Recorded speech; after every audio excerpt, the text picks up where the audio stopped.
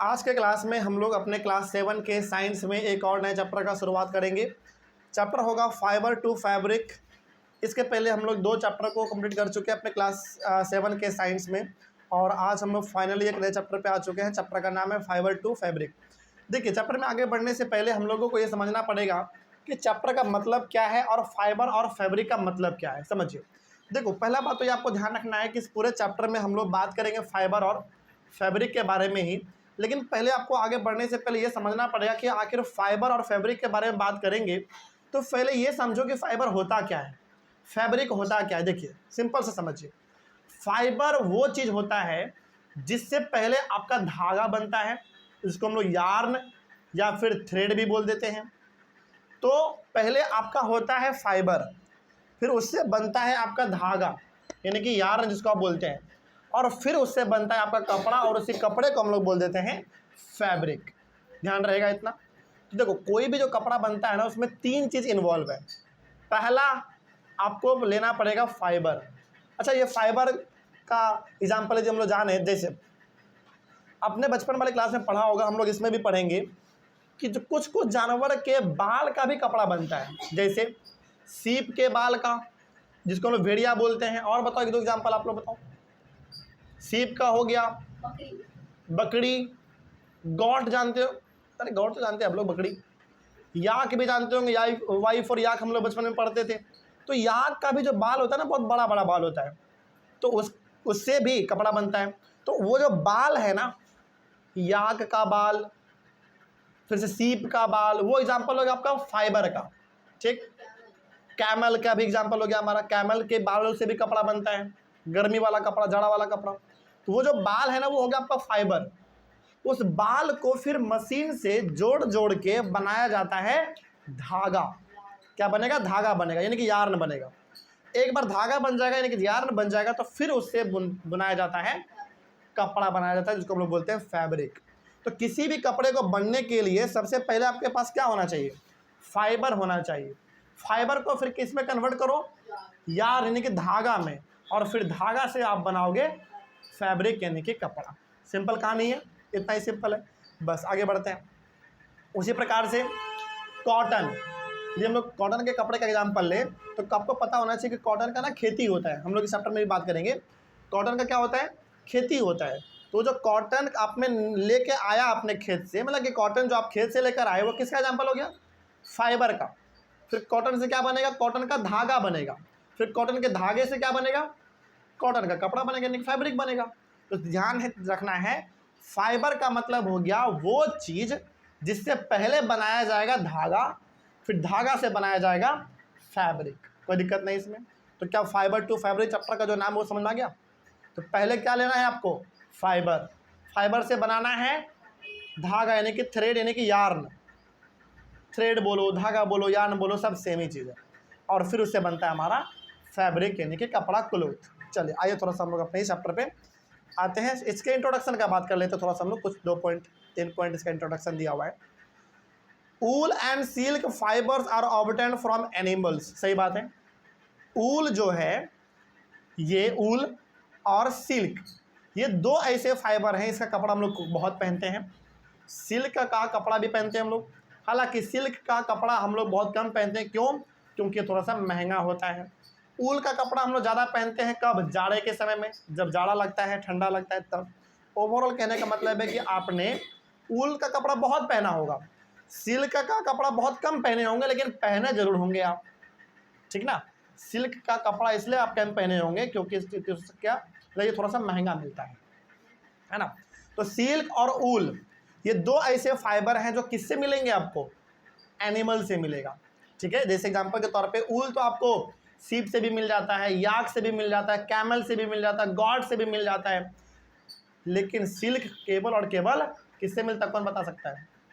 Silk worm से बनता है। सिल्क वॉर्म क्या होता है? छोटा सा इंसेक्ट होता है, कीड़ा होता है, उसी से सिल्क मिलता है। सोचो। और जो लोग सिल्क का कपड़ा बनाते हैं, जो उसका व्यापारी करते हैं, आप यकीन नहीं मानेंगे, वो आदमी उस छोटे छोटे कीड़े को पालता है अपने यहाँ पे। उसका अलग सेटअप होता है पालने का, क्योंकि वो कीड़ा क्या देगा, क्या प्रोड्यूस करेगा? सिल्क प्रोड्यूस करेगा। और वो सिल्क का कपड़ा जब बनता है तो बहुत महंगा होता है। आप यकीन मानिए, सबसे ज़्यादा मेहनत यदि किसी कपड़े को बनाने में लगता है तो सिल्क का कपड़ा बनाने में लगता है, क्योंकि पहले आप छोटे छोटे कीड़े को पालेंगे, उसको अच्छे से रखेंगे, है ना, वो जो सिल्क प्रोड्यूस करेगा उसको इकट्ठा करेंगे हल्का हल्का हाथों से, फिर उससे धागा बनाएंगे एकदम नाजुक हाथों से, टूट ना जाए, फिर उस धागे से आप सिल्क का कपड़ा बुनाई करेंगे। बहुत मेहनत लगता है इसमें, इसीलिए सिल्क का कपड़ा यदि आप मार्केट में जाओगे खरीदने के लिए तो बहुत महंगा मिलता है, बहुत महंगा मिलता है। हाँ, मतलब जो लोग शौकीन आदमी है ना, जो कि पुराने ज़माने के लोग हैं, और पुराने ज़माने के लोगों को सिल्क का कपड़ा पसंद ज़्यादा आता है। क्यों? क्योंकि पहले के लोग सिल्क का कपड़ा, खादी का कपड़ा ज़्यादा पहनते थे। खादी भी हमारा उसमें से एक है, वो भी महंगा मिलता है, उसका भी जो क्वालिटी होता है बड़ा शानदार होता है। तो खादी का कपड़ा, कॉटन का कपड़ा, और सबसे ज़्यादा इम्पोर्टेंट सिल्क का कपड़ा, ये सब ऐसे कपड़े हैं जो कि बहुत महंगा मिलता है। लेकिन हमारे इंडिया में आज भी बहुत पुराने लोग हैं, बहुत बूढ़े पुराने लोग हैं जो कि सिल्क के कपड़े का बहुत शौकीन आदमी है ना, वो लोग पहनते हैं। खैर आगे बढ़ते हैं। तो ऊल और सिल्क ऐसा दो फाइबर है जो कहाँ से मिलेगा आपको? एनिमल से मिलेगा। ठीक है, अगला। अच्छा, यहाँ पे सवाल है कि सर सिल्क तो इंसेक्ट से मिलता है, उसको आप एनिमल कैसे कह सकते हैं? साइंस में उसको एनिमल ही माना जाता है, साइंस में उसको एनिमल ही हम लोग मान लेते हैं। ठीक है, अगला। Wool is obtain from the fleece, fleece का मतलब होता है हेयर यानी कि बाल, ऑफ सीप और याक। सीप हो गया, याक हो गया, इतना ही नहीं, उसके बाद थोड़ा सा और आप बात करें तो आपका फिर से गोट हो गया, है ना, ये सब से आपको मिल जाएगा ऊल। फिर सवाल है कि फाइबर कहाँ से मिलेगा भाई, सॉरी सिल्क कहाँ से मिलेगा? Silk fibres come from cocoons of silk moth. मतलब इसके बारे में हम लोग आगे भी डिस्कस करेंगे कि सिल्क किस तरीके से प्रोड्यूस होता है, इसका लाइफ साइकिल किस तरीके से होता है। यानी कि छोटा छोटा सिल्क वॉर्म होता है जो कि प्रोड्यूस करता है सिल्क, उस सिल्क को हम लोग कहते हैं शुरुआती स्टेज में कहते हैं कुकुन। इतना समझ में नहीं आ रहा ना, तो सिंपल सा आपको समझना है क्योंकि आगे हम लोग डिस्कस करने वाले हैं। इतना समझिए कि सिल्क का जो उत्पादन करता है वो कौन करता है? छोटा सा कीड़ा जिसका नाम क्या है? सिल्क वॉर्म, बस। ठीक है, ये कुकुन क्या है, सिल्क मॉथ क्या है, ये आपको अभी समझ में नहीं आएगा, इसके बारे में हम लोग आगे पढ़ेंगे, इसके लाइफ साइकिल के बारे में डिस्कस करेंगे ना, तो वहाँ पे आपको कुकुन भी समझ में आएगा और सिल्क मॉथ भी समझ में आएगा। तो अभी फिलहाल समझना है कि सिल्क कौन प्रोड्यूस करेगा? सिल्क वॉर्म करेगा, जो कि कैसा होता है? छोटा सा कीड़ा होता है, बस इतना ध्यान रखना है आपको अभी। बस आगे बढ़ते हैं। ये हो गया हमारा इस चैप्टर का छोटा सा इंट्रोडक्शन। नेक्स्ट हम लोग बात करेंगे ऊल के बारे में। उसके बाद हमारा ऊल है, फिर से एनिमल्स दैट यील्ड ऊल है, उसके बाद फिर फाइबर्स, फ्रॉम फाइबर्स टू ऊल है, फिर प्रोसेसिंग फाइबर्स इनटू, बहुत सारे टॉपिक हैं, तो एक एक करके हम लोग इसको डिस्कस करते हैं। आइए टॉपिक का शुरुआत हम लोग कर देते हैं। ऊल शुरू किया जाए। ऊन का मतलब होता है ऊनी कपड़ा, ऊनी, जिसका इस्तेमाल हम लोग ज़्यादातर विंटर सीजन में करते हैं। इसको हम लोग जाड़े का कपड़ा भी कहते हैं या फिर गर्म कपड़ा कहते हैं, क्योंकि इस प्रकार के कपड़ों को पहनने से क्या मिलता है आपको? गर्मी मिलता है जाड़े के समय में। जैसे आपका स्वेटर, मफलर, जैकेट, आपने बहुत सारे स्वेटर, मफलर, जैकेट, शॉल वगैरह पहने होंगे, ओढ़े होंगे, जो कि ऊल का बना होता है। और यदि प्योर ऊल का है तब तो फिर उसका बात ही अलग है, बहुत गर्मी पैदा करता है वो। आइए शुरू करते हैं क्या लिखा हुआ है। सबसे पहला पॉइंट इसमें, ऊल comes from sheep, goat, yak and some other animals. Wool किससे किससे मिल सकता है?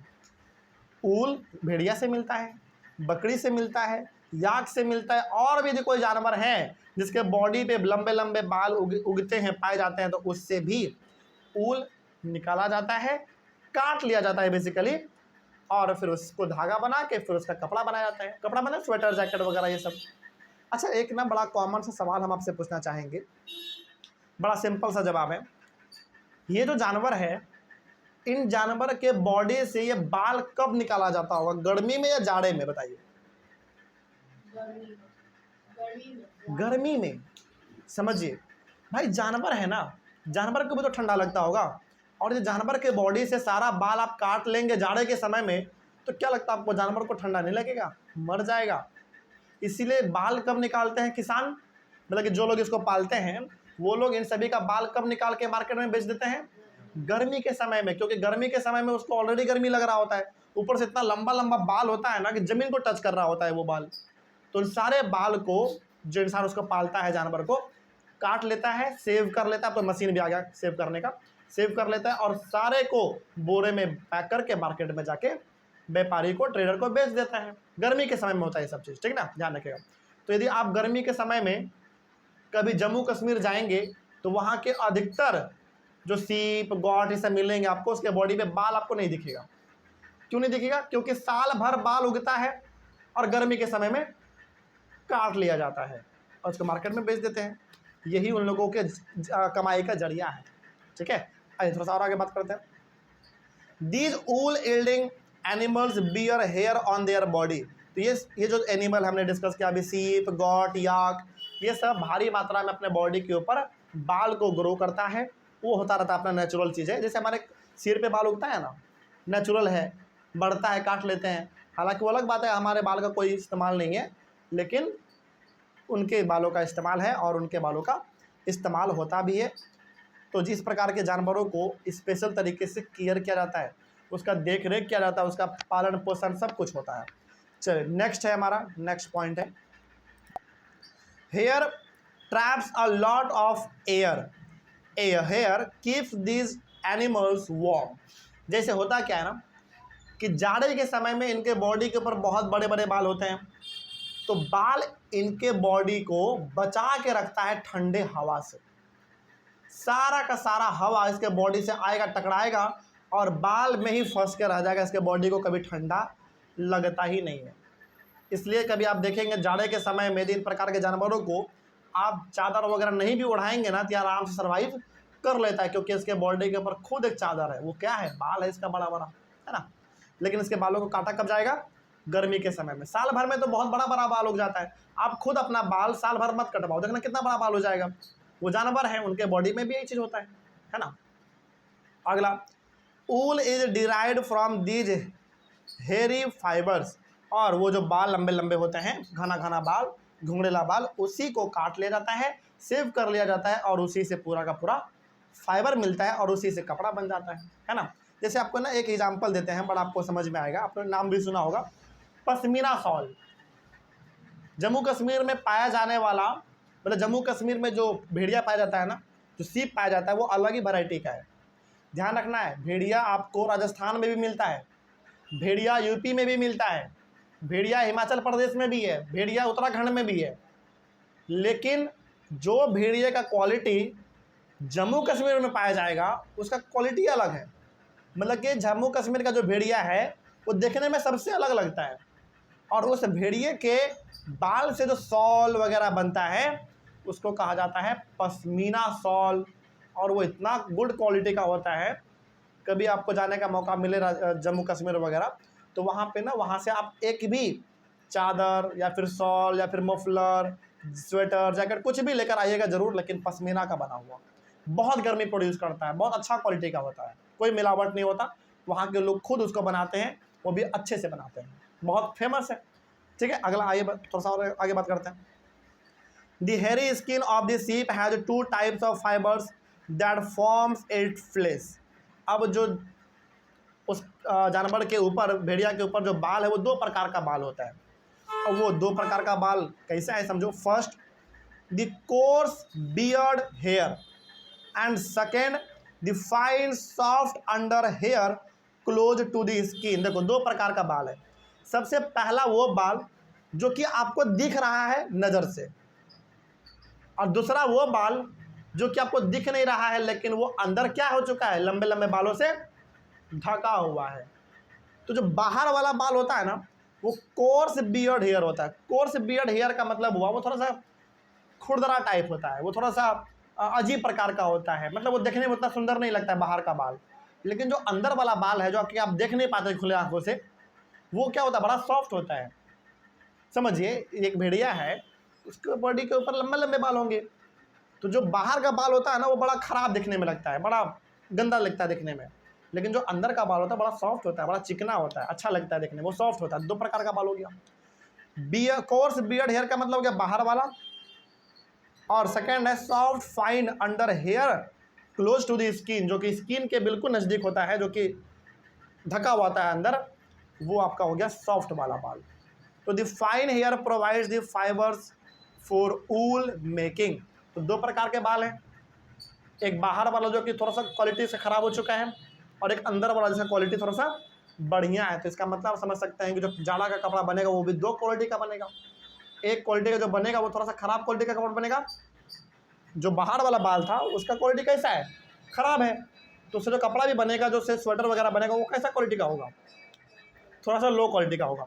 लेकिन जो अंदर वाला बाल था वो थोड़ा सा सॉफ्ट है, तो उसका जो कपड़ा बनेगा वो कैसा होगा, वो थोड़ा सा अच्छा क्वालिटी का होगा, वो थोड़ा सा महंगा बिकेगा, है ना। तो भेड़िया के ऊपर दो प्रकार का बाल होता है और दोनों प्रकार के बालों से कपड़ा बनता है। बस फ़र्क ये है कि जो बाहर का जो बाल होता है वो थोड़ा सा ख़राब क्वालिटी का होता है, तो उसका कपड़ा भी जो बनता है वो थोड़ा सा लो क्वालिटी का बनता है। लेकिन जो अंदर बाल होता है वो थोड़ा सा बढ़िया क्वालिटी का बाल होता है, तो उससे कपड़ा भी बढ़िया बनता है। ठीक है, अगला, some breeds of sheep possesses only fine under hair. कुछ ऐसे भी भेड़िया होता है, कुछ ऐसे भी सीप होते हैं जिनके बॉडी के ऊपर केवल सॉफ्ट बाल होगा, केवल अच्छा वाला ही होगा, खराब नहीं होगा कभी, ऐसा भी भेड़िया होता है। अगला हमारा है सेलेक्टिव ब्रीडिंग। ये सेलेक्टिव ब्रीडिंग क्या होता है समझिएगा ध्यान से, बहुत इंपॉर्टेंट है। The process of selecting parents for obtaining special characters in their offspring such as soft under hair in sheep is termed as selective breeding. देखो, जो लोग ऊल का व्यापारी करते हैं, मतलब कि जो लोग 200-300 भेड़िया अपने यहाँ पे पालता है और उनका घर परिवार ही पूरा भेड़िए से चलता है, वो लोग क्या करते हैं पता, सेलेक्टिव ब्रीडिंग करते हैं।